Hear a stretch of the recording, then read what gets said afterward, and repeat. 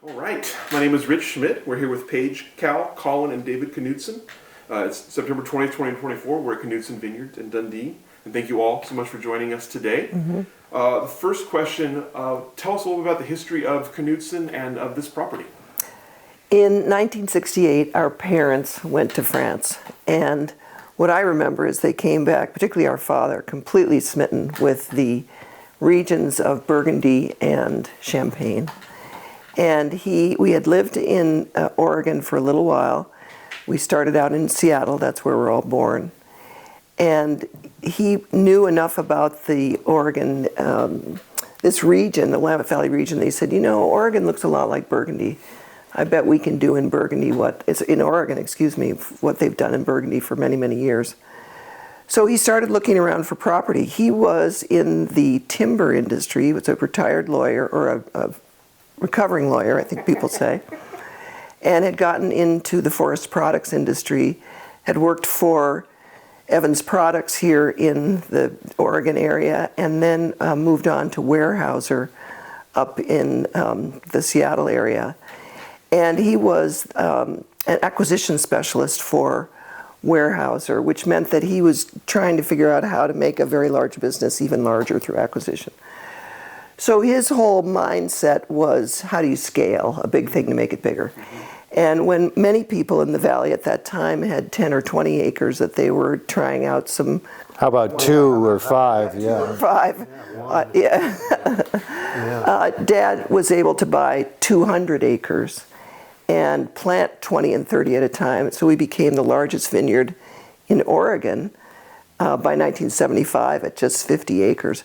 And I was told by Dick Erath that would remain true for about 10 years before other people started getting involved and understood what the promise of this area was.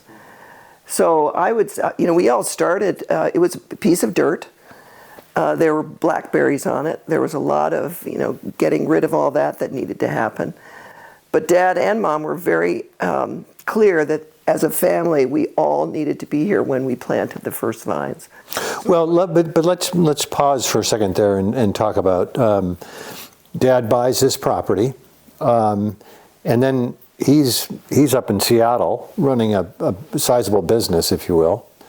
And he's got to figure out how he's going to get the job done turning raw land into a vineyard. And that involves Dick Erath and Alan Holstein. And so talk about Dick a bit, and then about... So Dad was on the road a lot. When we looked back at our calendars at a certain point after he passed away, it was like, was he ever home? Just like, it's literally, it was like Europe, South America.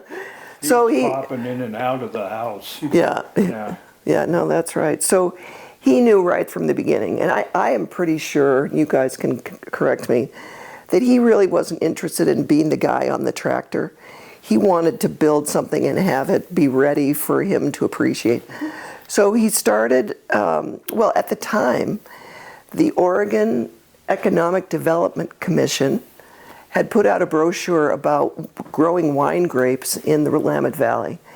And he got a hold of that, and then he figured out, he was a smart guy, he figured out who were the early ones, earlier than he was, and he started talking to people. And he was introduced to Dick Erath by Jim Marsh, just over the hill, saying, I think you guys would be interested in talking to each other. And Dick, at the time, he had come up from California and he was working at Tektronix. I don't know that he was actually an engineer, but he was kind of in the engineering department. And Dad and he had, I don't know how many conversations, but at some point Dad said, why don't you do this? You quit your job. I'll pay you to be the person who helps me implement the vision for the vineyard.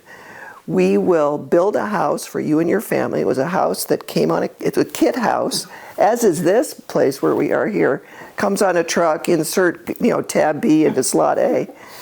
And that is what is now, or what started as the tasting room, was Dick's house and the basement and the garage. Which were the winery. And the winery in the basement. That's where he made his first 216 cases under the Erath label in 1972. So with that, Dad had a guy in place, and Dick went for it. You know, as indicated, Dad was not a viticulturist or an enologist. He was a wine lover and wanted to create a wine business. So he needed somebody to help him do that. Do you know why he chose this particular property? Well, what we've been told is that he chose a different piece of property and was at the table with the check to give it to the seller. And the seller happened to inquire, "What are you going to do with my property?" And very proudly said, "I'm going to plant a vineyard on it." At which point the guy took the check back and ripped it up because he was of a group of people that didn't believe in alcohol. And we never have quite, Dad never could quite remember, or he wouldn't tell us, I'm not sure where that was. It was further south, but you're right. I don't know where it was. Where that was. And with that, I think he continued his search. And I've been told, I never did this because I was too young, but that people would go to Jim Marsh to ask him what he knew. And Dad was one of those people. Dick was one of those people, and Dad was one of those people where the story is you walk up Jim Marsh's driveway, you start to have a conversation. And one of the things that I remembered from the chat that I had with Jim Marsh is that he really appreciated Dad's business acumen and his business background. And he recognized, because he used to work at Dun & Bradstreet, I think, he recognized that a businessman of Dad's, I'm going to say stature, that may be giving him too much, I don't know, his stature, his level. He was a smart guy. Dad was a very smart guy. And a good businessman. That if someone like that wanted to invest in the hills, that was a good sign. And would become part of the community. Yeah.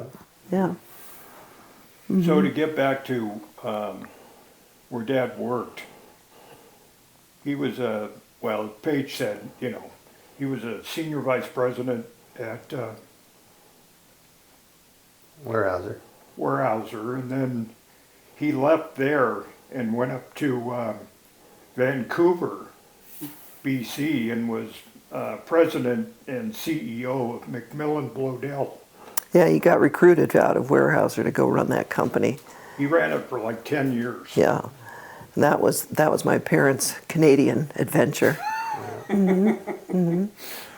So what are your earliest memories of the property? You mentioned the need for the family to be together when it's being planted. So tell me about that. What was this property like as a child? Well, I don't know if I'd call it a need to be a family. It was a definite desire on our parents' part to have us all there. And, when I think back about it, it may have been a little bit of, child labor as well. But I think it was more than that. What do you guys remember about what it looked like? I just remember a lot of red dirt. Oh, that's all it was, without doubt. Well, they had to. Wasn't it an old orchard of some kind? Yes. So this is a little bit of this. We don't. Where's she going with this? But within the last 6 months, I've been contacted by the family that lived here before some interim group before Dad. Mm-hmm. It's the Kistrich family, and they remember. Well, they lived here. They had walnuts. They had cherries, they had hazelnuts, they had goats, pigs. I made up the pigs part. They had goats, they had horses, they had a garden. Their mother was single at the time, 10 kids, and they loved it here. I invited them all to lunch about a month ago, and they just were beside themselves at how excited they were that this was where they used to live, and what we've been doing about it, and how much we care for the property. And it was destroyed in the Columbus Day storm of 1962. The orchard was, or something? Yeah. Well, and I used to tell the story until I talked to them that they were completely wiped out. Well, not so much. Apparently, some of the trees were just fine, and it was disease that was the problem for the hazelnuts in particular. And they had to sell the property. I think they just couldn't manage it anymore, but they were allowed to stay for another year. And then I haven't figured out who the people are that bought from them and sold fairly quickly to Dad, and why that was. I don't have vivid sort of images of what the place looked like, but I kind of recall that it was, it was not big, wide open spaces, ready to plant grapes. And so Dick did a lot of the legwork to get it cleaned up. And then when it was time to plant the first acre, we came down as kids, and all four of us, and Dick and his kids, And his wife, and Keena. his wife, and mom and dad, And our dog. We planted the first acre. That's kind of what that was. You know, we were, you know, putting vines in the ground. And using an auger. Didn't even know what an auger was, but we learned how to, you know, kind of be on one side while Dad was on the other. And then I remember, I was so taken aback that the way, at least they did it at that time, is it was a stick, which is a cutting. You threw it into the hole you just made. There was nothing between, you know, above the hole. And then you put a bunch of dirt in. I thought, well, that doesn't seem like you're giving that plant much of a chance. But it worked. But it worked. And they didn't use the kind of poles or certainly metal stakes they used at the time. They used bean poles, or the poles that people used when they were growing beans. And there's still some of those over on the other side of the vineyard. What year was our, and maybe this is a story that needs to get edited out, but what year was our trip to Europe as kids? The ski trip. I thought it was, good point. I was in 6th grade. Let me do some math. We were living in Seattle. I'm not fast with math, so I don't. 6th grade, yeah. So, but this was after they'd acquired, you know, owned the vineyard. Is that right? We'd started the vineyard already? Well, no, that couldn't be right, because I was at St. Nicholas School, and I was there as a freshman and a sophomore. No, as a freshman. So it would have been right when... Let's come back on that. Yeah, because we're spending too much time calculating. But I just remember, so the time, I can't remember the timing, and again, but Mom and Dad's interest in the wine business was now, you know, was very, you know, going. And we all went to Europe as a family to go skiing. And we were driving through Burgandy, and there was a French gentleman in his vineyard. You know, I do sort of recall this, and there was sort of a pile of cuttings. Yes. And Dad stopped and engaged this guy in a conversation, speaking no French. You know, Dad didn't speak French. No. But long story short, Dad wanted some of the cuttings, and the you know, the guy was happy to give them to him because he was going to burn them. And we then those cuttings were then put into our ski bags. You know, the ski that our skis were in.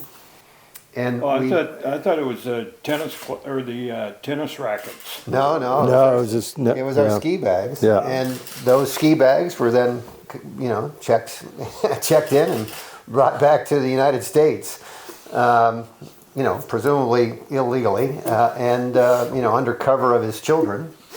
And I was old enough to be very nervous about it. I remember that. What I've never known is, did those cuttings, you know, end up in the ground? They did. End up in the ground. Yeah. And did they propagate, or did they fail? And that's what I don't know. Well, I had heard that maybe there was some disease in the end, that they tried it and it didn't really go very far. But I get my stories mixed up.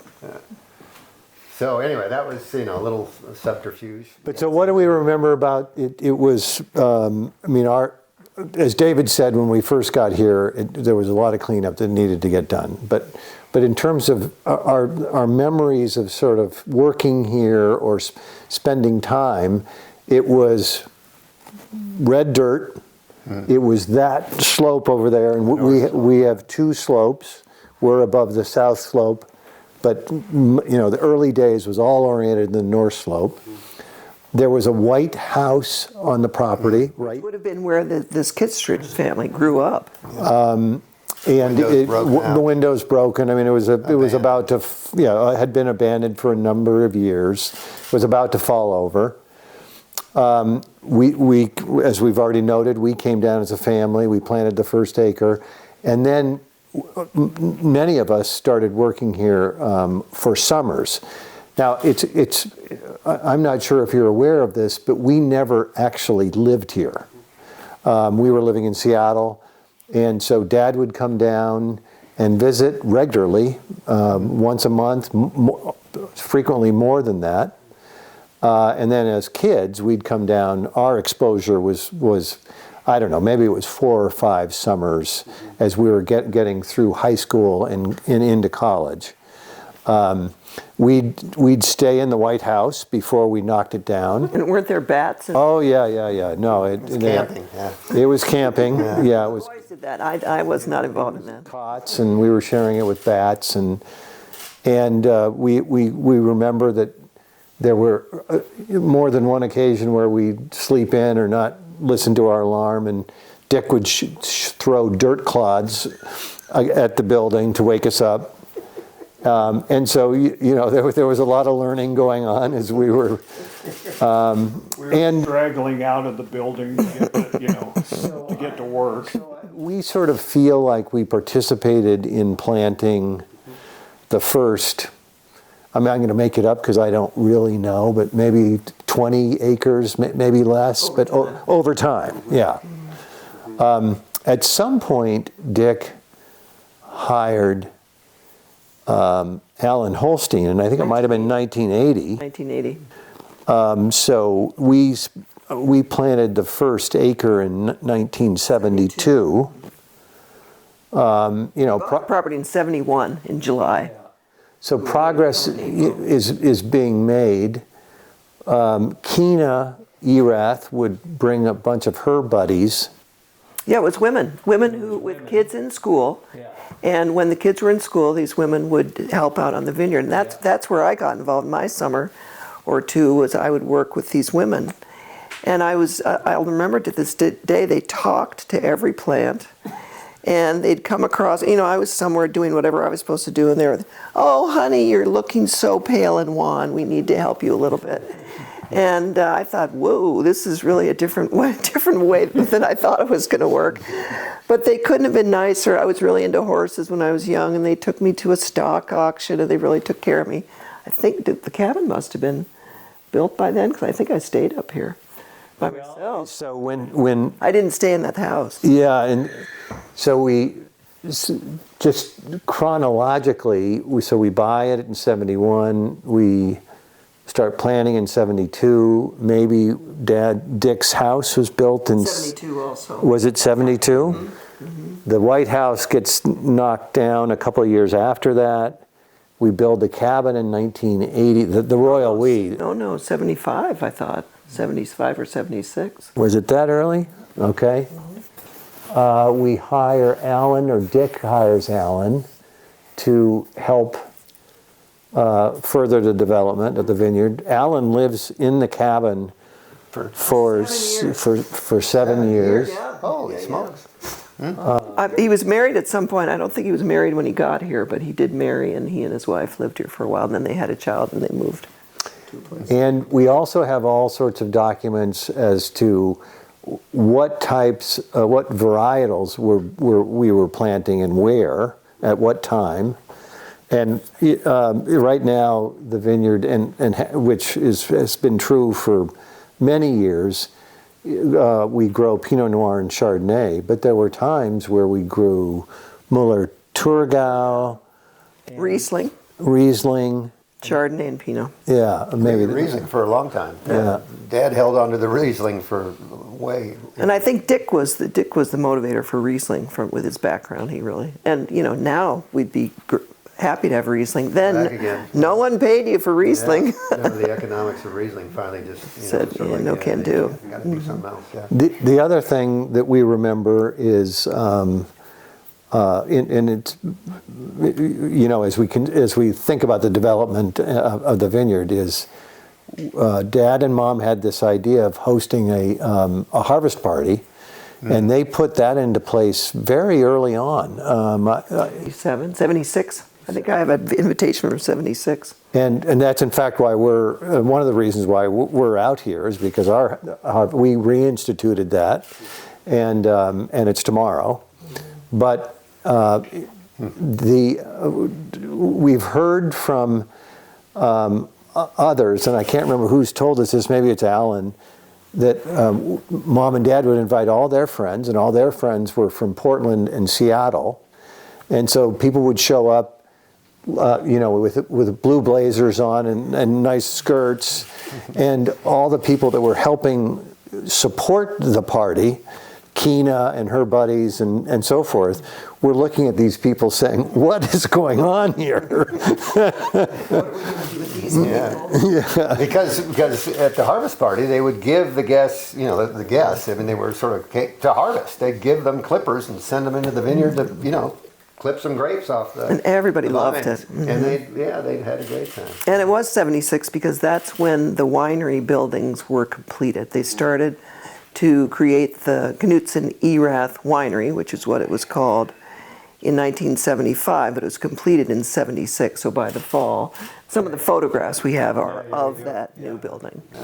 Yeah, and the first bonded winery, after Dick was finished making small quantities in his basement, the first bonded winery in the Dundee Hills was right down there. And I call it the first commercial scale bonded winery because it was one of the things that Dick contributed to the partnership was his winery license. And so I never liked to say that we were the first winery because he had been a winery in the basement of that house for a couple of years. Bonded winery number 52. Correct. Yeah, in Oregon history. Yeah. So tell me about, as you all grew up, tell me about sort of what your involvement or what your impressions were. You obviously you knew some of the people here, but you weren't living here. So tell me about who you knew, what you saw around here as it started to grow in the hills a little bit, and then how close the tabs you kept on it as you moved into kind of your adulthood. Well, I'll start. I was a sophomore in high school and very active in high school and high school kind of things up in Seattle. So I did some summer work here, and then I went to college back east for 4 years. And so my emphasis tended to be kind of outside of the Pacific Northwest in those early days. I don't know, what do you guys remember? I think it's probably similar for the three of us. We all went to college in the East, and sort of it was some summer work, some summer jobs here. But sort of the three of us then ended up staying in the East for some amount of time, generally speaking. I mean, you did completely. Yeah. But our relationships were largely people with whom we were doing business and or employees. Alan, Holstein, Rollins, Souls. When the Argyle guys came down. And we've got to talk about that development in the Dick Erath. His kids, Cal and Eric. I mean, they were younger than we were, but they were kind of in our zone. It wasn't too much more expansive than that. We weren't, working at some other vineyard down the way to learn the business and the craft, or so it was relatively narrow group or confined group.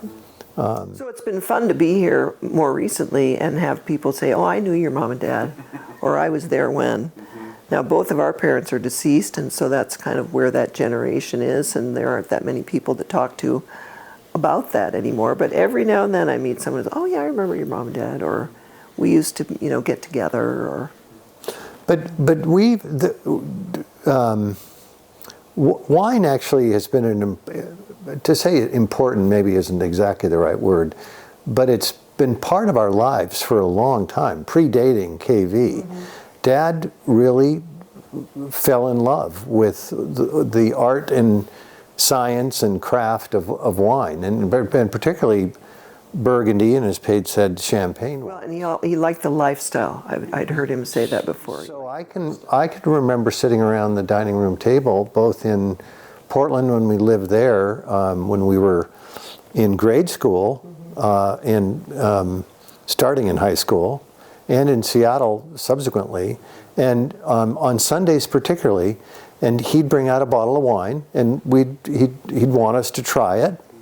I mean, we weren't sloshing it down, but and tasting really, and we'd do that. I don't know if it was if it was every Sunday or once a month, but so wine and conversation about wine and has been part of the family for a long time. He made wine in the basement of our house. I remember that. Of the house on 36th Avenue. Oh, no kidding. Yeah, and I can't remember the I was in timing of college. that. Who knows what was going on? And he had his own little brew, set up downstairs. Yeah. And he had, I remember the big, the books about wine from France. So he was sort of a student trying to learn more about the history of European winemaking. But sort of fast back to where we were, when we went off to college, there was not so much day-to-day discussion, or very little, in fact. And so Dad and Mom were going about their business, managing this. It was continuing to expand in size, but we were not involved really. And it wasn't until later that we got sort of drawn back in. I remember fondly. I graduated from college in '79, and then and again, the KV was not a big factor in my life by any means, but I remember I was at business school. And invited, me and another guy reinvigorated the wine club at the business school, and Dad came back and gave a presentation to a group of about 50 kids. Oh, no kidding. Business school types, and I mention that because while it was removed, it wasn't not there. So, I wouldn't have reinvigorated a wine club if I didn't have KV in the background, if you will. And I'll go from kind of recent times to back then. I took Knudsen Vineyards wine to my 40th college reunion, and at least every third person said, "Well, why didn't you ever tell me about this in college?" It's like, well, it wasn't much when we first started. I was in college from '73 to '77, so the vines were just growing, and so. And the industry didn't really exist. That's correct. Yeah, that's right. Yeah.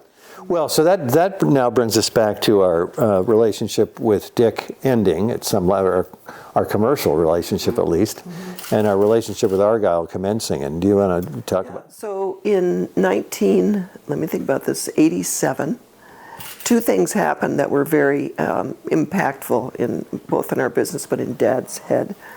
The first was this Monsieur Robert Drouin, third generation from Burgandy and from Maison Joseph Drouin, bought property across the hill. And I'm always doing one of these kind of over there.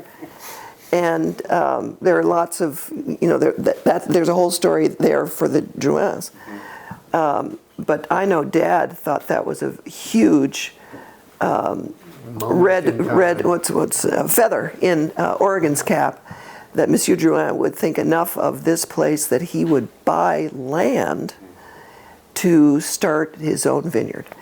And Alan Holstein was our vineyard manager at the time, working with Dick. And Dad, this is me imagining that Dad said, "Whatever Monsieur Drouin does, you tell me, because I want to know what he's up to." That's a little nefarious, but I want to hear what he's up to. And in fact, I think Dad suggested to Monsieur Drouin that Alan become his vineyard manager. And he did for a period of time. So Alan really did know what was going on over there. And one of the big factors that was very different in those early days, or in the late 80s, was that, as you know, the French have much higher density in what they do in Burgundy. And we had started with 9 feet between rows and 9 feet between plants. By 1980, with Alan coming on board and Dick having some experience, we realized that was allowing the plants to be way too vigorous. And so we interplanted. The 9 foot between plants became 4.5 feet between plants. And I show people this on the vineyard because you can still see what that looks like. But Monsieur Drouin, I think he probably shocked the French, because instead of meter by meter, it was meter by meter 3. And Dad thought that was, if it's good enough for Monsieur Drouin, we should be doing something like that too. So we started planting closer and closer. We're now at 5 by 5, but some of our vines, which was such a fun way to come up and see what actually happened during all those years, you can see 4.5 by 7. You can see 9 by 9 interplanted. You can see 5 by meter, because we tried that. You can see unilateral canes. You can see bilateral canes. You can see spur caning. And you can see it all there. It's pretty fun. But back to 1987. Back to 1987. So It's a vineyard. It's a legitimate vineyard archive. yes, it is. There's no question about it. And it's one of the things that Alan, through the years when he was working here and even after, he would bring viticulture students so they could see what he was talking about and what worked, what didn't work, why it changed, etc. So also in 1987, a group of Australians, a group meaning two, came to the Willamette Valley to be, their vision was to be the sparkling wine producer, the commercial scale sparkling wine producer for Oregon. They had a facility, but they did not have a fruit source. Well, and the spearhead of that was a guy named Brian Crozer, who is, if we think that Dick Erath was important to the development of the wine business in Oregon, Brian Crozer was hugely important and influential, and continues to be in the development of the wine business in Australia. So, and lo and behold, Roland Souls was working for him in Australia. They come over, and Roland, at some level, persuades them to come over to sort of check this place out. Roland himself had developed a love for sparkling and said, and Brian comes over and says, okay, well, we want to be the sparkling wine producer in Oregon, and so finally, Dad and Dick, who had a very good relationship, had reached a point in their relationship where maybe it was time to go separate ways. And Dick, I don't think Dick was interested in commercial scale sparkling production. He just wasn't interested. So they decided to separate, and they had a buy-sell arrangement that was, Dad offered to buy Dick out. Dick had the right to match that. He did. And so they're no longer partners. We continued to own the vineyard. That was never part of that arrangement. It was only the winemaking. And so Dad's here. He's got all these grapes, and Argyle shows up as a development, and they say, we need a grape source. I think it was it Alan that knew Roland? So what happened was Alan had decided not to work with Dick anymore. And he started to get to know through Roland the Australians. And so it was Alan who said to Dad, you know, if you're interested, this group really does need a fruit source. And when Dad heard that their vision was to become the commercial scale sparkling wine producer with his love for champagne and sparkling wine, he said, I want you to arrange a meeting. And so they met. Yeah. And the rest is history. We became the founding vineyard for Argyle Winery in 1987. I think, and Dad became chairman of the board here in 1990 and continued in that role until 2007. He passed away in 2009. And he and a group of investors were, I think, maybe 25% owners of Argyle for a period of time. And the story behind that, I was told because my husband and I went to visit Brian Crozer in Australia this past spring, because I just wanted to keep that relationship very present. Argyle started making method traditionnel sparkling wine, and I can't believe they didn't actually figure this out, so I won't cast that aspersion, but they realized at a certain point that they had a lot of stuff in inventory and no ability to monetize it, because that's what the method traditionnel was all about. And so they needed cash. And Brian came to Dad, or maybe Dad was aware of this. Yeah. And he said, I'll stir up some money for you. And he got a group together, and they bought 23% of Argyle. And it was a Dundee wine company at that time. And that made a huge difference. So from a branding and a wine perspective, we think of these periods of time, from 71 and our purchase of the vineyard to 80s of the property. That's exactly right. To 87, it's our association with Dick, and we were making wine and selling it, and called Knudsen Erath. In 1987. We're no longer associated with Dick, although for several years thereafter, the wine that he was making he left the label Knudsen Erath. And there was back inventory as well. He needed to be able to sell that. Exactly right. But we're associated with Argyle, and we're their only vineyard for many years thereafter. And so that continues.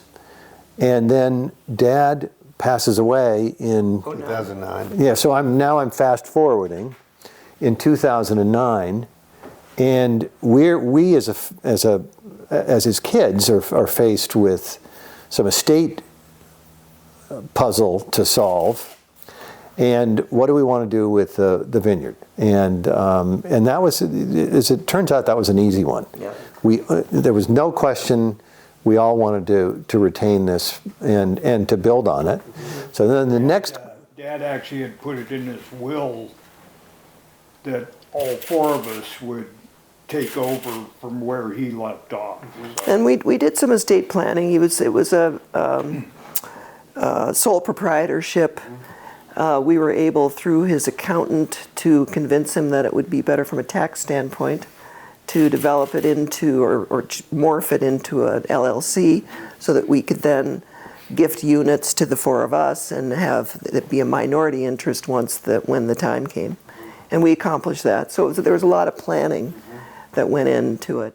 Well, yeah, no, you're absolutely right, including, Dad, of course, realized he was getting on in age and that the inevitable would happen. And he wanted to make sure that he left the property, the vineyard, in as good shape as possible. So starting in the early 2000s, we started a very ambitious replanting plan. Executing, and Paige was very involved in sort of managing that at this. So I guess we're now coming back. We're all of us are older. We've pursued our own careers, and we've raised families or in the process of, and now we're coming back together around KV because we know that Dad is not going to be able to handle this for too much longer, and he's encouraging us. Yes. And Paige gets very actively involved in the transition of the estate planning around it, and helping Dad execute on this replanting plan. And so the final phase is Dad passes away. We decide that it's important to us as a family to retain the vineyard, and then we subsequently decide, well, owning a vineyard's fun, but wouldn't it be nice if we could make some wine again? And our first vintage under the Knudsen Vineyards label was in 2012, and it was a Pinot Noir. That's fantastic, yeah. What year did Dick and Dad make a sparkling wine? Dad. So it was 80 and 81. My husband and I were married in 84. And so they brought that wine. It was called Oregon Brewed. I have one bottle of it in my cabinet. We have one in the archives. Oh, you do? Good. Cool. And we served it at my wedding. And I was just cheeky enough as the only daughter to say, Dad, is this going to be any good? It's like, honey, don't worry. And it was great. But they had made some barrels of it. And somewhere in there, I think Dick said, or maybe they decided, we don't have the capital, we don't want to invest in all the equipment that would be required to do this at scale. And Dad was a scale kind of guy, as we described before. So again, when the Argyle people came in and said, we want to do this at some larger level, they were speaking his language. Dick fundamentally, I remember, I mean, if it was a good year, he wanted to make a still wine, a good still wine. He was like, why would I make sparkling? So, Dad convinced him that one time, but he was not in it for the long term on the sparkling side. And that was something Dad really wanted to do. Yeah. But was anybody making sparkling? That's the other thing. Not very many people. That was sort of a pretty early experiment. Arterbury Marsh, about that era. Oh, was it? The first. Is that right? Oregon's first sparkling wine, it says on the label, coming from Fred Arterbury. Oh, that's cool. Right around the same time, 79, 80. Well, when you say Arterbury, you mean Marsh, Marsh, right? Because it wasn't Arterbury Marsh for a little while after. Yeah. So you mentioned the replanting. Obviously, I assume that's phylloxera related in some way. Yes, Tell me so about that. so phylloxera came to the valley in 1990, and all of our vines to that point, actually including 1990, were on own-rooted stock. And so we were susceptible to phylloxera, and in particular, there was a block over on the other side of Pinot where it started to show up, and it was actually lower down too. Yeah, it was. In How block. big was the vineyard in 1990? Ooh. Roughly? Well, this side hadn't been planted yet, so it would have been about 75 acres. And the reason I know that is because our mother passed away in this very cabin in 1990, and she was looking down on this block of grapes that was own-rooted from France. It's the oldest planting of the French Dijon clones 76 and 96 in the New World that was sourced by David Adelsheim from the University of Burgandy. I don't know if this is how it went, but I always tell the story that Dad said, I'll take some Chardonnay. And then instead of just planting it wasn't like they got a lot, 25 cuttings. He asked Alan, or tasked Alan, to propagate so that we were able to plant 6 acres of it. Again, how do you scale something that starts small? So he was patient, he took a little time. Those plants were planted in 1990 when the phylloxera as phylloxera was showing up. So everything after that was planted on rootstock.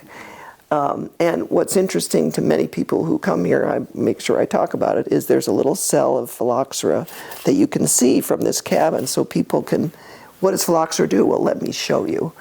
And as you know, it doesn't go a row at a time every year. It depends on the conditions, it depends on the plants around it, etc. So it's been growing, and at some point we're going to have to deal with that. But part of it too was we had some Chardonnay that wasn't the right clone.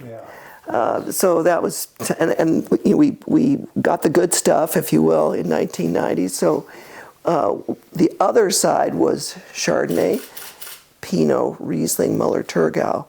And over time, we started tearing that out and replanting. So the Muller-Thurgau is right up at the top of the other side.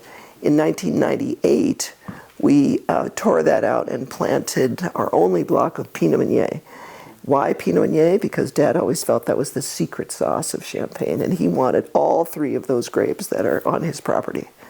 And he's proven to be correct. No, and because Rollin was didn't want him to do it. No. He just said, Pinot Meunier, it said, gee, why would you do that? And then Dad just was like, yeah, we're going to do it. Argyle more within the last 10 years has planted their own. Well, no, and it's completely changed. And Yeah. in fact, the other story I kind of remember is that Rollin, in making the sparkling rosé, he was making sparkling rosé, and it was good, but not everything he wanted it to be. At some point, he started putting Pinot Meunier in it. From our vineyard. From our vineyard, and the percentage kept going up because it was making it better. And it flew off the shelves. He tells me, we made that difference, and now they have a Pinot Meunier in their rosé, both from our vineyard and their vineyard, but also they've made a couple of vintages of all Pinot Meunier sparkling wine from our vineyard and from theirs. It's worth noting, and we haven't raised this yet, that Knudsen Vineyards is considered a high elevation vineyard. The lowest elevation is sort of just above 500 feet, and the highest is just under 1,000 feet. For most of our lives, we've been the highest elevation vineyard in the Willamette Valley, in the North Willamette Valley. That's been valuable to Argyle because they're a big sparkling producer, and they would take sort of the top third of our vineyard every year and use it for sparkling, and that would leave the bottom 2/3, if you will, for still, and which was perfect. It corresponded perfectly with coolness and warmer from one elevation to the other, because you picked sparkling grapes earlier. As over the course of time, with global warming, it's still, what I've said still applies, but it's been interesting that it's applying a little bit less, and yet from our perspective as a higher elevation vineyard, we feel like we're in a pretty good spot. Yeah, the still wine line. Keeps moving up, Yeah. right. And I think what Argyle liked about our vineyard is depending on, because in the earlier days before global warming has kind of mitigated the variation in the vintages, Argyle to a certain extent could mitigate that effect by, if it was going to be a cooler year, they'd make more sparkling. If it was going to be a warmer year, they'd have the opportunity to make more still. And it's actually a great strategy on their part, I think. We were glad to be part of that. And one of the things we enjoyed over time was, because after we stopped being associated with Knudsen Erath Winery, there was no Knudsen brand. But at a certain point when vineyard designation seemed to be a good marketing strategy, our vineyard name was placed on the Argyle bottle. So we got some nice, and have had some nice promotional effect from that. Not to mention, it tells the consumer that it's really good stuff. It's worth noting that we've been in business, as we've noted, with Argyle since 1987. We've had an outstanding relationship with Argyle, and they've served us well, and we've served them well. And we continue to be in relationship with them. Yeah, and that's where I was headed. We still sell them 80% of the production from Knudsen Vineyards. I mean, plus or minus. And then we retain the balance for two reasons. One is to produce our own wine, which is a growing brand, but still quite small. And then there's a small handful of other producers to whom we sell our grapes. And typically it's with the requirement that they vineyard designate. And they want to, but nonetheless it's a requirement that they vineyard designate. Yeah. So tell me about you mentioned the decision to start making wine again in 2012 under the Knudsen name. Tell me about launching that, relaunching that, figuring out what kind of wine, how much, who's going to make it, all of that. What was the process like to get the brand going again? We spent a little money and got some consultants about what is our vision, what is our mission, what do we want to do. And we were going to start producing wine in 2011. And you may remember that 2011 was a challenging year. And we've really benefited so much from our friendships with Alan and Rollin Souls. And Rollin said, Paige, you guys don't need to do it. You can sell all your grapes to Argyle. Why don't you wait for a year that isn't quite as challenging? So that gave us a little more time to decide. And sure enough, 2012 showed up, which was a fabulous year. And we moved forward with that. They also suggested, you don't need to make a lot of wine right at the get-go, because as a new brand, you need to figure out how you're going to sell it. You can't just make it and people will come.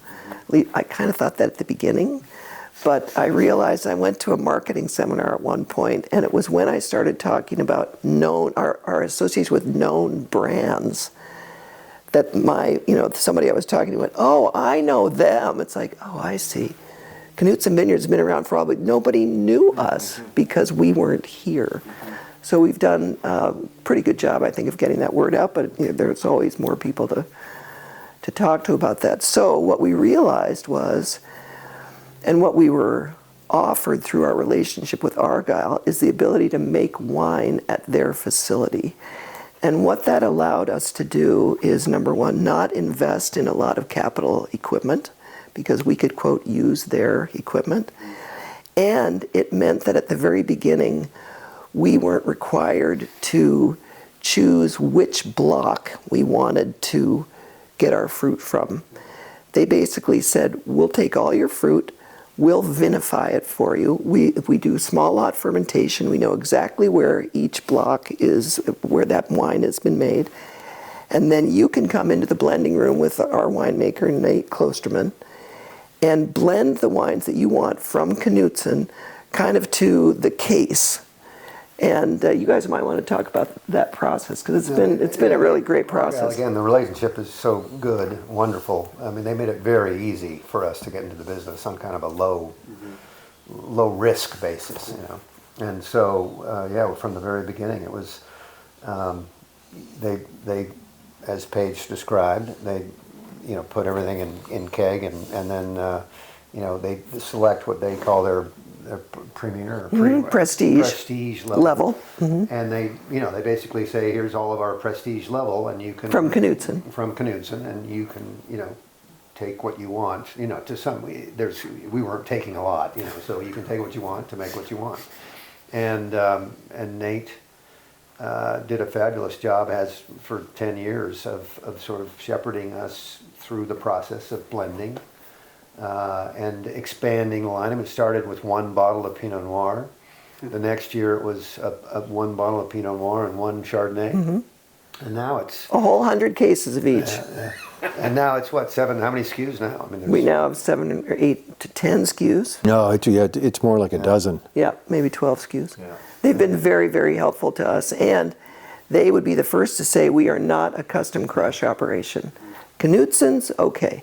But because we have this long relationship, but they were very clear about that. So we've had 3 commercial relationships with them simultaneously. They manage our vineyard.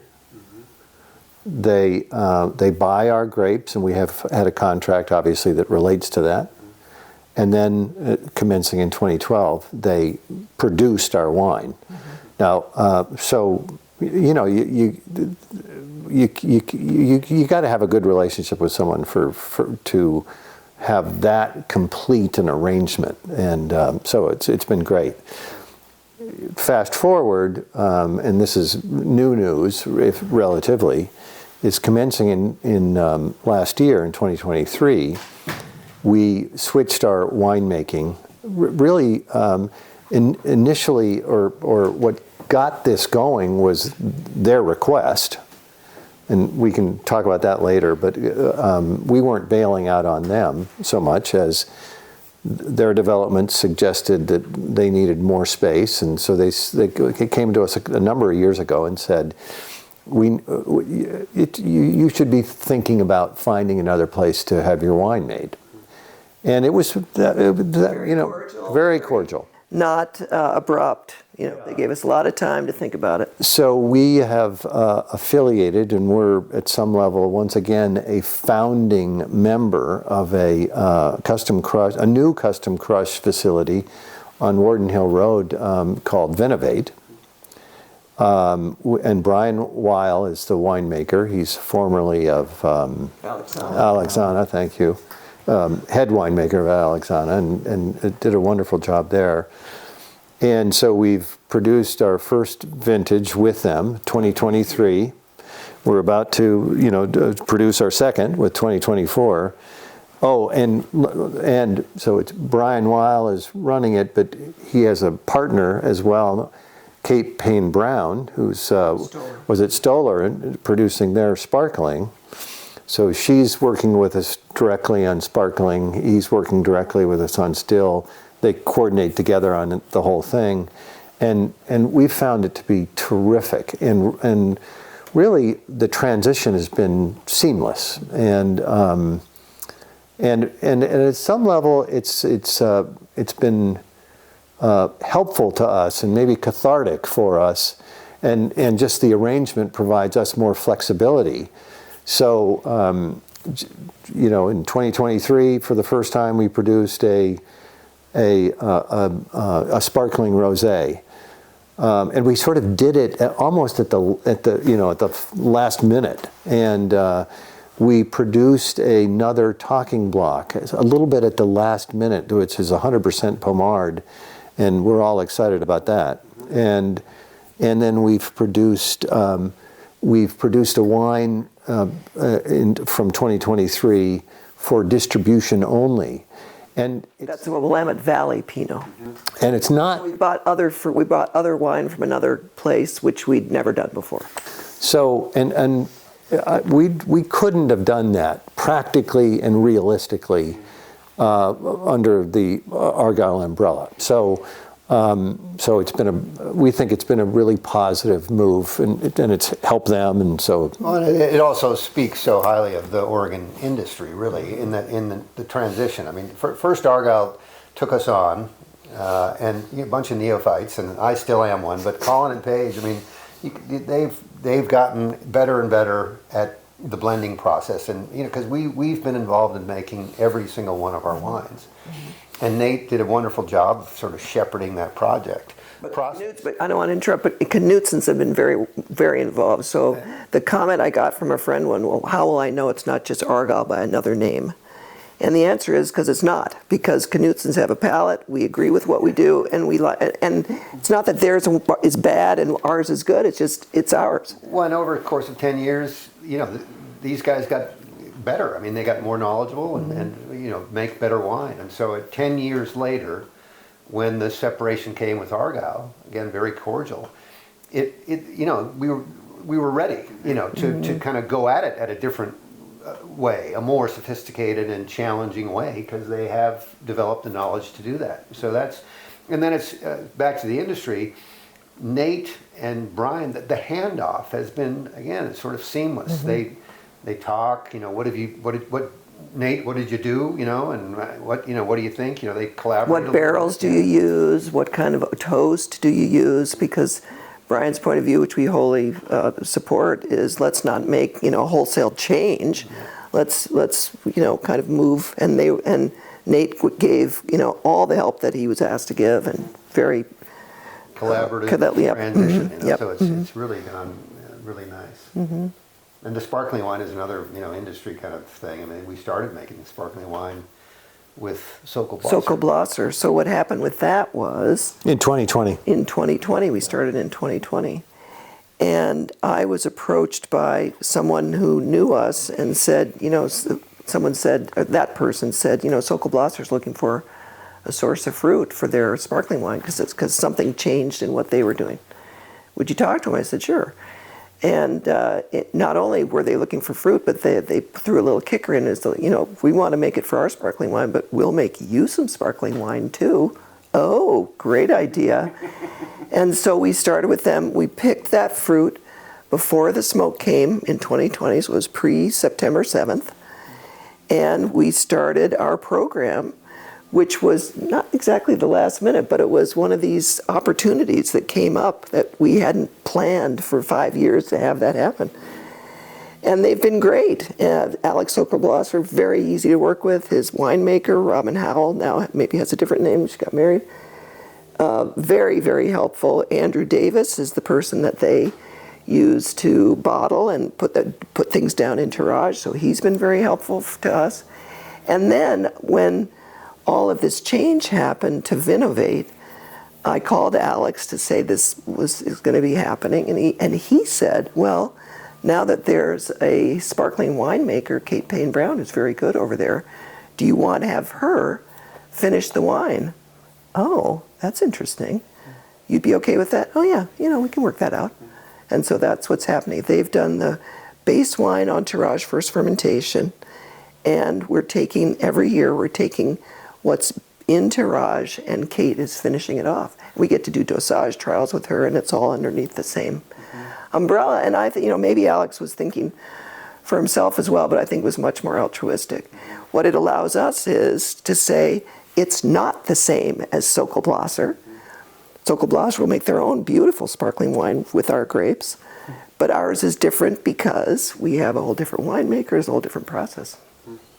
And that wine, that sparkling is released this month. Tomorrow. Yeah, tomorrow, right, at the harvest party. The harvest party. And we poured it at an event in Minnesota where my husband and I have a house, and it was a big winner. It tastes terrific. And that's the vineyard. I mean, I know these winemakers do add value. I'm not against that, but the vineyard really has given us some great material to work with. So let's talk a little bit about the neighborhood here. How has it grown? What are the changes you've seen in the area, and what do the Dundee Hills look like now compared to when you first saw them? Well, first of all, it was dirt when we first saw them, and we weren't the first vineyard. Trees and orchards. I mean, it was cherry. It was a cherry Yep, orchard yep. over there. And Mr. Marsh was the first one on the hill, but we were very soon thereafter. Now I think there are 8 wineries and tasting rooms coming up just this side of the hill, and maybe it's another 8 on the other side of the hill. What was on our south border for many years was a timber operation owned by Hampton Lumber, which is the largest privately owned timber company in Oregon. And that has recently been purchased by Domaine Serene. All the trees are gone, and they've started planting. So now it's all vineyard. It's gorgeous. It's different. It's gorgeous. Well, what year was the year when there was a change in legislation, or there was an implementation of legislation that made it difficult to develop real estate in the hillsides, and which allowed vineyards to predominate in the Dundee Hills? I know what you're talking about, and I do not know what year it was. I want to say it was 72. It was something like that, and 01 or whatever it was. yeah, I mean, so if you stand here and you look down, I mean, all you see is vineyard. I mean, if you go back to 1971 and stand here and look down, All you see is timber. all you'd see is timber and some fruit trees. Yeah, Yes. orchards. Yeah. Orchards, yeah. Prunes. Well, this wasn't that long ago, but you get to the top of Warden Hill Road, and it used to be a gravel road going down the other side. Yeah. That's right, yeah. And that was sort of the end of the the universe. Now you go over the top of the hill, and it's more of wine industry yeah, everywhere. yeah. Well, and I was even told by the Kistrich family that it was gravel road all the way along Warden Hill Road, and probably when we first bought the property, it was gravel road. So huge change. and I would say people with really huge resources are coming in. I'm not against it because I think development, when handled properly, can be a very positive thing.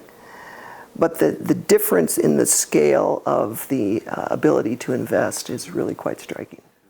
What's next for Knudsen? What else is on the horizon for the brand and for the business?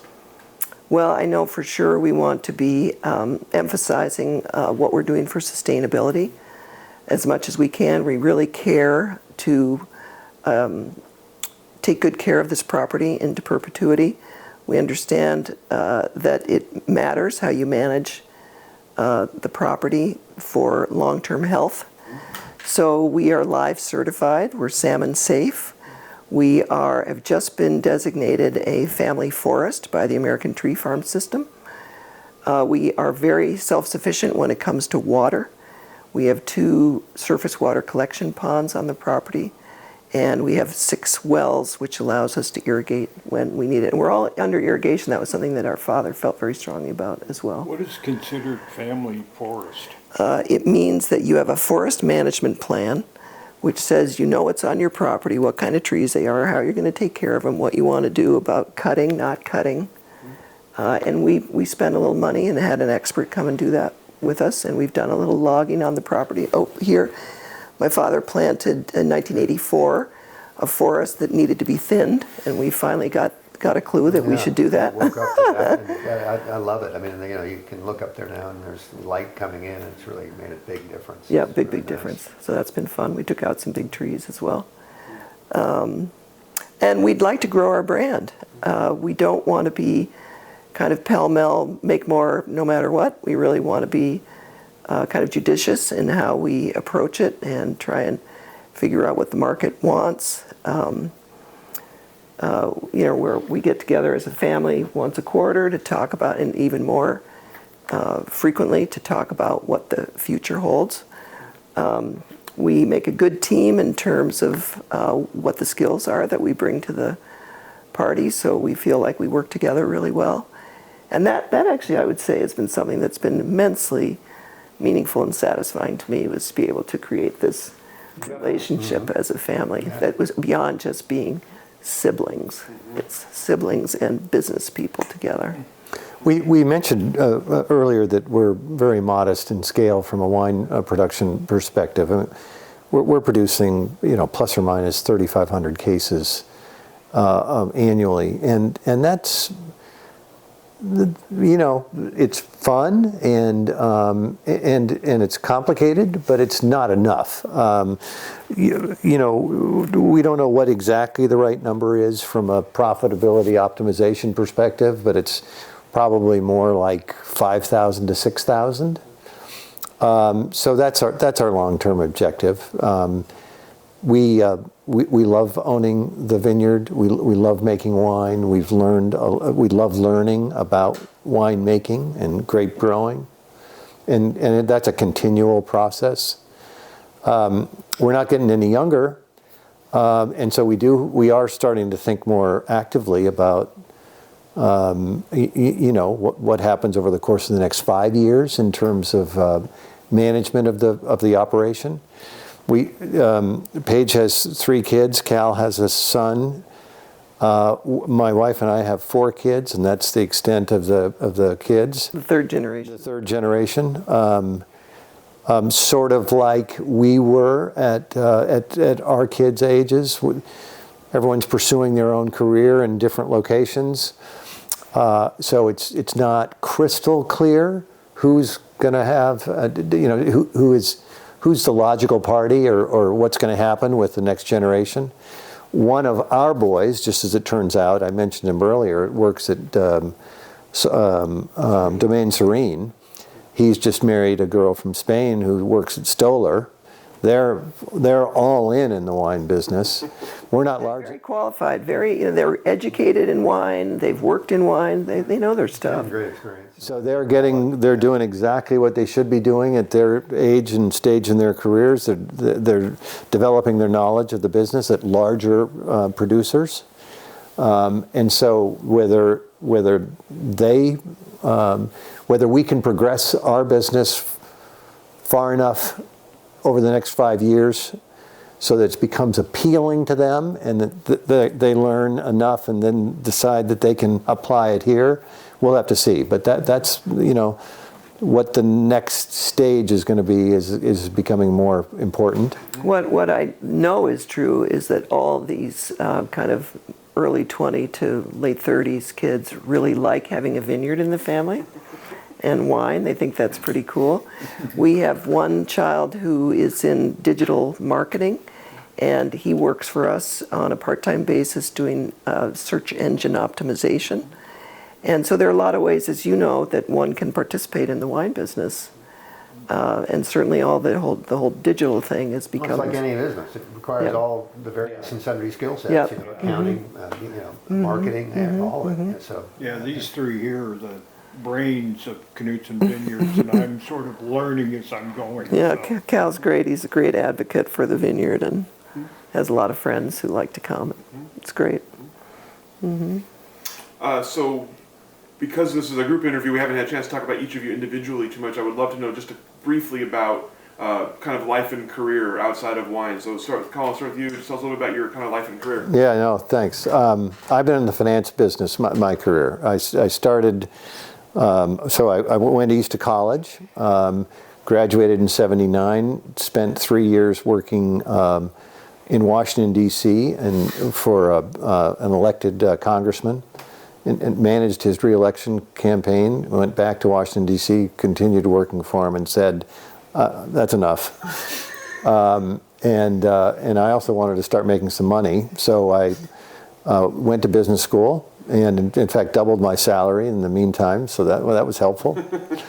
and lived in New York for nearly 40 years, working for a great investment banking firm named Donaldson, Lovekin, and Jenrette. And investment bankers help corporations raise capital, debt or equity, and advise and assist them in what's called mergers and acquisitions activities, where they would buy another company or sell themselves or what have you.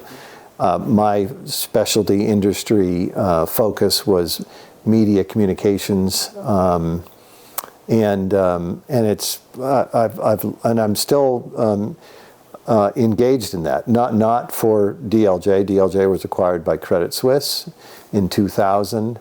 I formed my own firm with some colleagues in 2002 called Cote de Mar, and I remain affiliated with that firm and still relatively active, but not full-time. My wife Rita and I have had 4 kids, and the oldest is now 31 and the youngest is 26.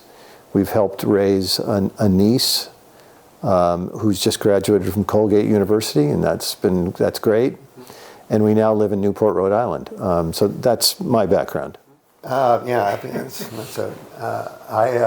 see, graduated from the University of Washington in '81, I think, after taking a year off. Took me a little while to get it done. Worked as a banker, first job out of college down in San Francisco, then went to business school back in Pennsylvania. Lived in New York for a while, worked in real estate finance, so finance is sort of my background as well, broadly, but then kind of jaded, all kinds of industries at the end of the day. I was in real estate finance for a number of years, real estate asset management. Then I got into the coffee business. Wanted to do something more entrepreneurial, so I joined some guys I knew from Seattle in New York, and we opened coffee bars in Manhattan. This is back Way before Starbucks. before Starbucks was there. It was Daily Coffee, wasn't it? Daily Cafe. Daily Cafe, And then I went, I think that's when I went back to California and got into real estate asset management. I'm kind of lose track of the various and sundry things, but I've been in the cellular industry and fraud prevention when it was transitioning from analog to digital, and analog was had all kinds of fraud issues. And where to from there? Anyway, I ended up, long story short, my father had invested in a mushroom business in Indoor mushroom growing. Ostrom Mushroom Farms in Washington. And at some point in his later years, he was getting on in years. None of us were connected. The next generation wasn't connected, and so I was sort of elected amongst my siblings to go kind of first to support him on the board. Then I replaced him on the board, and then one thing led to another, and I ended up running the business for about 13, 14 years. And at the end of that, the old farms, antiquated technology in bad locations, mushroom farming starts with composting, which creates an odor. And when the farm was started in Olympia, Washington, it was in a forest and there was nobody there. But at current day, it was really in the middle of a suburban landscape, and so not very popular. And again, old and inefficient. So we ended up building a brand new farm in Sunnyside, Washington, which is in eastern Washington, in agricultural country. And I left that business in 21, and so I've been sort of retired and monkeying around in other areas since then. So. I started out in college at Yale, back east, and went into, what the heck did I do? I went to Europe, and I worked in Europe after college for a little while. I really boned up, and I was pretty good at French. I spoke good French. And then I came back to New York, and I worked for an insurance company, and realized after about 3 weeks that was not going to be a long-term thing. Nothing against insurance, it just wasn't for me. So I decided to go to business school, and I went to Harvard Business School in Boston, and then went to New York and worked as an associate in a venture capital group, also Donaldson, Lufkin, and Jenrette. They called their venture capital group the Sprout Group. And when I was in business school, I met my future husband, and we moved to New York. Hold on here, this is where I get mixed up.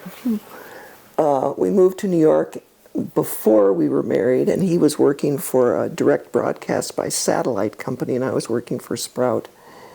And then we got married, and then his family owned the largest newspaper company in the Twin Cities called the Minneapolis Star-Tribune. I thought it was Denver.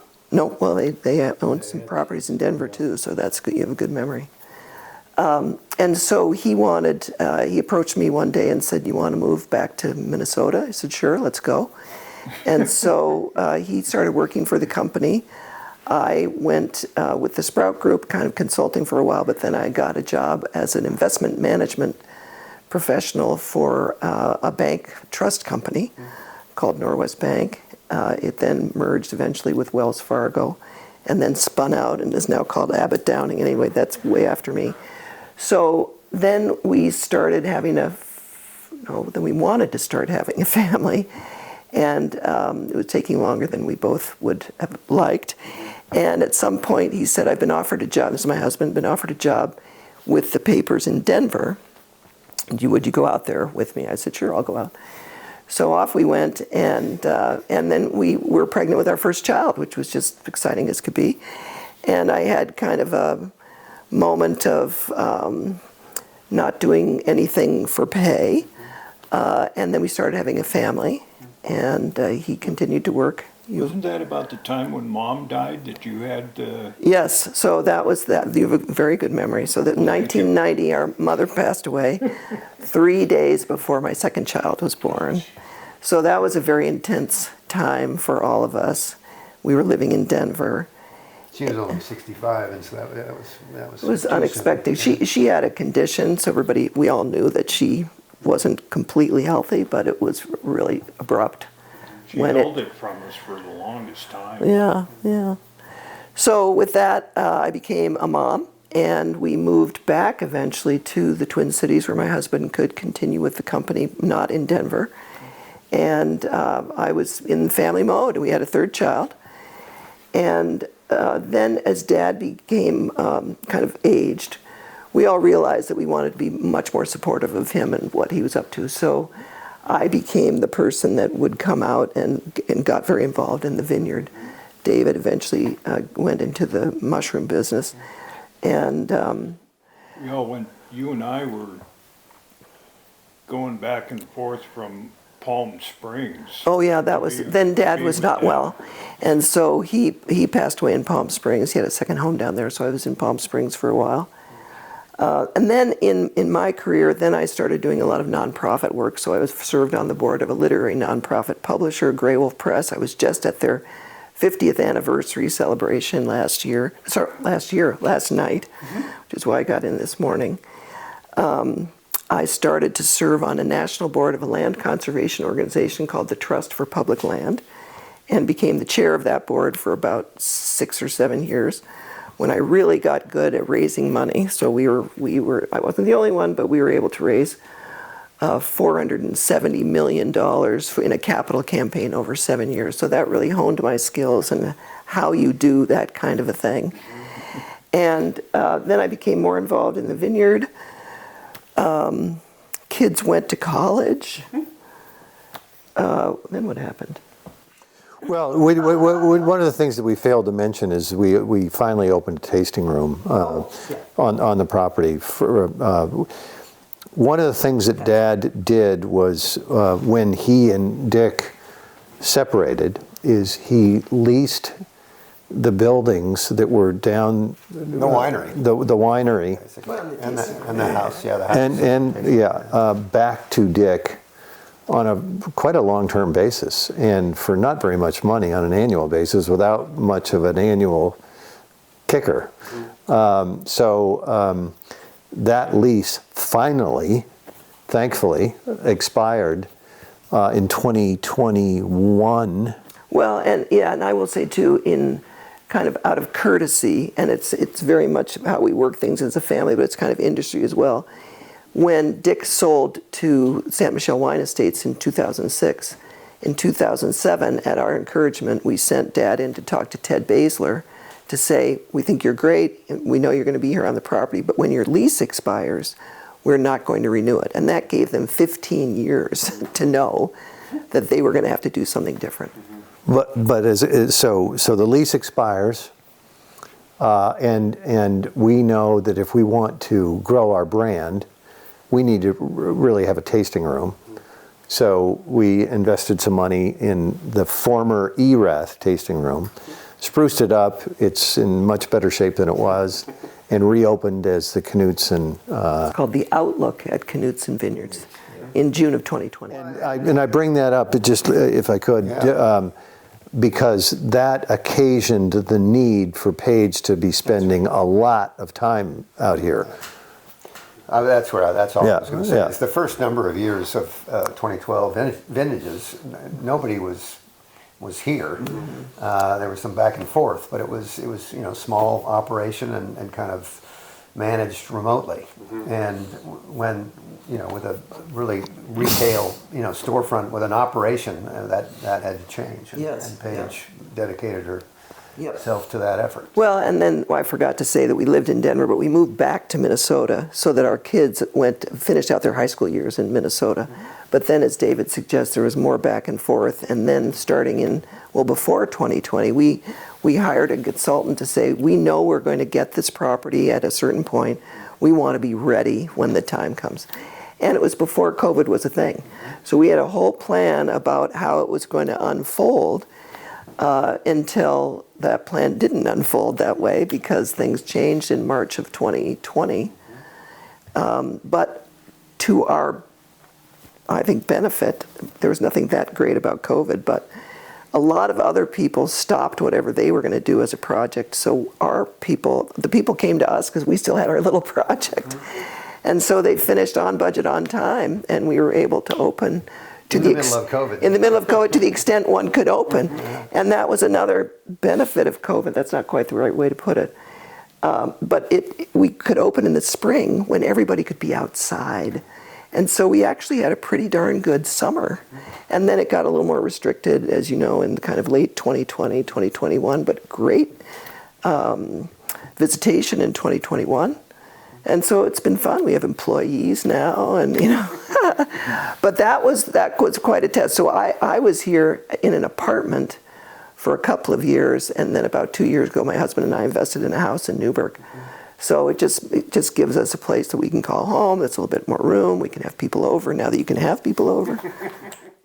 When the primary function here is the growing of grapes and the selling of grapes to, in our case, Argyle. One can largely do that remotely if you've got the right person that's looking out over the vineyard. The right relationships. Once one decides that you're going to put your name on a bottle of wine, there are a gazillion decisions that need to be made, and it's not remote anymore. And it involves all the family members. It's quite personal. It's so. And we didn't completely appreciate this when we decided to start making wine, and it didn't manifest itself as clearly until we decided to open a tasting room in 2020. But it was becoming more evident, and so now we're deciding what wines do we want to make, and what new wines do we want to make, and how much do we want to make of each of those. And where do we want to make it from? In the vineyard. Yeah, we're now we're in farming now. Before sort of Argyle took us out of farming. Right. We could just take the juice, but we're now we're kind of more traditional now. So Which blocks do you need? How many rows do you want? What kind of yield do you think you're going to get? How do you want to cultivate it? Yeah, and I will say, just to finish up on me, because enough about me, is that I did kind of a traditional thing where I was with the kids. I did nonprofit work. I didn't work for money, etc. And now I have a job. There's every now and then I go, I've been trained for this, where I'm the managing partner for my family. I'm here on site, and I've got a great staff, wonderful family that's very supportive, and I'm running the business. Cal, let's talk about you, the one person we haven't talked about yet. Tell us a little about kind of your life and career. Graduated from Overlake High School in '73. Went up to a year later in '74. Worked with Weyerhaeuser down in Federal Way, where my dad was. Did that for 4 years. And then moved, by then Mom and Dad had moved up to Canada. And so Dad calls me and goes, why don't you come up to Vancouver? and I'll get you a job. And I'm thinking, Dad, no, you know, I don't want you helping me out getting a job, you know, because I'm named after him. And so, you know, that, and then, you know, when you're named after your dad or mom, or, well, dad, actually, people have a tendency to treat you a lot different than everybody else. And so I went up to Vancouver, spent 2 years up there, and by then Dad was, you know, pretty much running McMillan Bloedel from, I think it was like 1980. He ran it for like 10 years. Yeah, I can't remember the years. Yeah, I thought it was like 80 to 90 or It's probably close. Something like that. So he was actually having me doing interviews up there. He wanted me to work with Loomis. I don't know, as a driver or maybe as one of the security guards. Oh, right. And then he wanted me to. He had this big deal about, well, maybe I can get you a job at Woolworths up there. And I'm thinking, my God, Dad. But, you know, he tried, and, you know, because of the, you know, being a family member, and he had a couple of people that actually worked for Woolworths, and they were trying their hardest to get me in there. And just because of company policies, you know, you couldn't have a family member working with, you know, another company, so to speak. So, but then I've been pretty much a driver all my life. I'm working with a company called Advanced Auto in Linwood, Washington, and so boy, it's a lot better than where I was before. Last question for all of you, I guess, and I guess I kind of want to focus this around sort of the Knudsen brand name. What about Knudsen makes you proudest? What is the biggest achievement of the Knudsen Vineyards name? I'll just start out. I think we make a very high quality product, and I feel very proud to be associated and have our family name on a product that is high quality and really a nice thing to have people have in their cellars. It also gives me a lot of pride to know that we are carrying on a tradition that our parents started 53 years ago. I feel very similar. It was very important to us as we were considering what to do with the vineyard, important to all of us as a family, that we figured out a way to honor the legacy of our parents. Our parents were very outgoing people, very generous people, very thoughtful, very smart. They felt that wine was important to them, important to their lives and to their friends and to communication just broadly. And we wanted to continue that tradition. And I think we've done a really nice job of that. The other thing is we recognized that in part from luck, we ended up with being the stewards of a vineyard that's in the heart, literally the heart of the Dundee Hills. And the Dundee Hills is thought to produce some of the finest grapes and wine in Oregon wine country. So we wanted to make sure that we remained really, really strong stewards of this vineyard, and we aspire to continue to make. We believe we are already making outstanding wine, not because we're so smart so much, but because of the location. If we can get out of the way and not screw things up, we should make very good wine, and we do. but we aspire to continue to improve in our winemaking skills and believe that we're doing that. So we're creating our own legacy as well. It's been really fun to get reconnected to the Willamette Valley, to Dundee, and to have been able to take advantage or to learn about really the relationships that Mom and Dad made here. You know, their legacy is really, you know, growing up, I didn't fully appreciate, you know, what it was, quite frankly. And so coming back here and seeing it, everybody, you know, those relationships have allowed us to carry on, you know, in their name in a way that, you know, we couldn't have done otherwise. The support, you know, they were well known and respected and liked, and we've benefited from that. And it's allowed us to do some things, I think, here, which are, you know, again, as these guys have said, we're making a great wine. We got great raw materials, but we're working with people, high caliber people in the industry that are looking out for us. I mean, they're not going to do it for us, but they've helped us create something very, you know, satisfying, and I think that has legs. You know, so that's been fun. So the other thing I will say is it's really terrific to have been in the industry since the very beginning. We all feel a tremendous, we know that there's a tremendous opportunity to give back to the industry as well.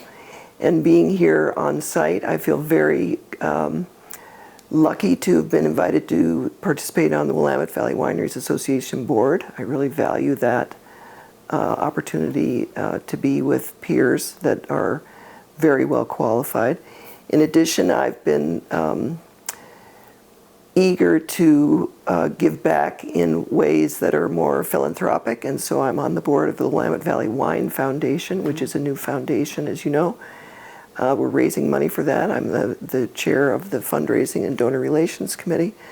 I've also been asked, and I'm very happy to serve on the Linfield University Wine Education Advisory Committee, so I get to understand what you all at Linfield are doing and how we as an industry can be helpful.